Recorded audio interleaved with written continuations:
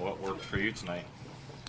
I don't know. I mean, I always say it's my faith. I pray a lot, and you know, things have been great this year. A lot of good things. I have a new daughter at home, and I think that's the key for me. Did you come close to a fourth point before anything? Can't remember, to be honest with you. So many games that blend in. I'm sure once or twice, but not many. Seems like for a second game in a row, you and Bedard have something on the power play. What's going on there? I mean, I give a lot of credit to him. I mean, he's so easy to play with. He's so easy to, read as you get to know him. He can see everything. So he's going to have obviously that release that he has, and that scares teams. And if you get open, he's going to find you too. Was that a no look that you had on him, or on that pass to him? Not really. I mean, I saw where he was going, but I didn't want to, let anybody see where I was going at the same time. But, I mean, I had to look a little bit, but he was kind of in the corner of my eye. How have you continued to focus and play when you got us asking you about the trade deadline every day and all this stuff? How have you managed to just kind of lock in?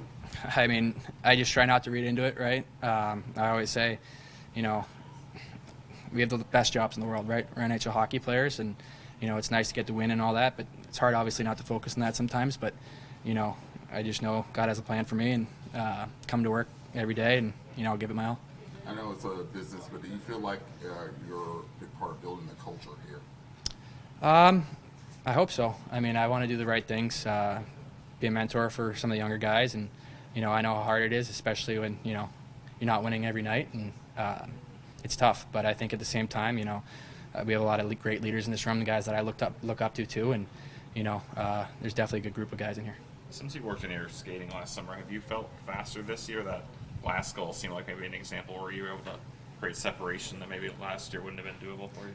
Yeah. I'm not sure. I worked on my skating a ton this summer, and it was something that, this league is, everybody can skate really well. If you get 1% better at something, it makes a huge difference in your own game. And for me, that's something I worked on, and, hopefully I can continue to try and, get better at that and continue to reap benefits from it. The third guy in your line, Landon Slayer, what's he been like skating with? He's an animal.